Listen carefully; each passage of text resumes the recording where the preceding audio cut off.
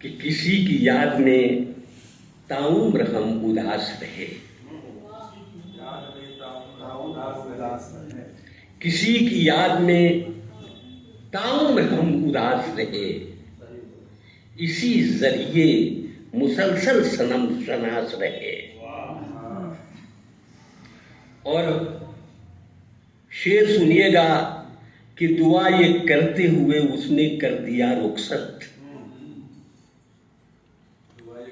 दुआ ये करते हुए उसने कर दिया रुखसत, बिछड़ने वाले तुझे फिर मिलन की प्यास रहे। दुआ ये करते हुए उसने कर दिया रुखसत, बिछड़ने वाले तुझे फिर मिलन की प्यास रहे। अब बहार आने से पहले ठिठुरते मौसम में तमाम पेड़ गरीबों सा बेलिबास रहे।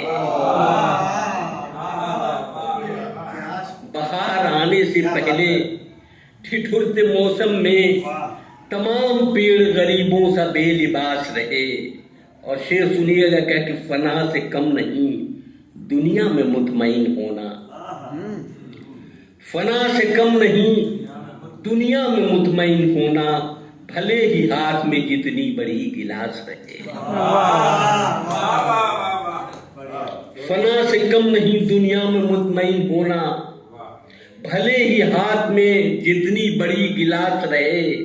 हजार लोगों से नाराजगी रहे लेकिन दुआएं होठों पे अल्फाज में मिठास रहे। बहुत सुंदर। और ये शेर देखे कि मेरे नसीब में तन्हाइयां रही काबिज, मेरे नसीब में तन्हाइयां रही काबिज, ये बात और की सब लोग आस पास रहे।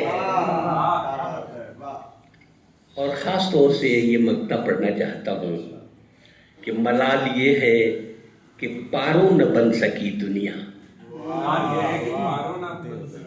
मलाल ये है कि पारो न बन सकी दुनिया, तमाम उम्र मगर तंग थी उदास रहे।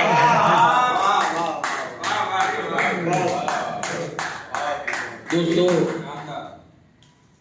जब मैं यहाँ आता हूँ तो ऐसा लगता है कि मैं ज्यादा से ज्यादा पढ़ूं, और जब मैं संचालक की परेशानियां देखता हूं तो मुझे लगता है कि मैं कम से कम पढ़ूं। अब ये दोनों के दरमियान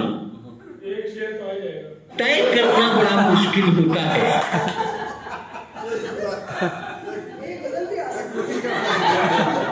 किसी भी महफिल में अगर वो साहित्य की महफिल है तो सबसे आराम से अध्यक्ष होता है और सबसे परेशान संचालक होता है। ये दोनों बातें एक साथ होती हैं।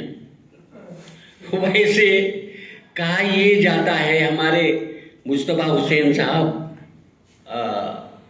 हैदराबाद के थे, मजाक में मजमून लिखते थे।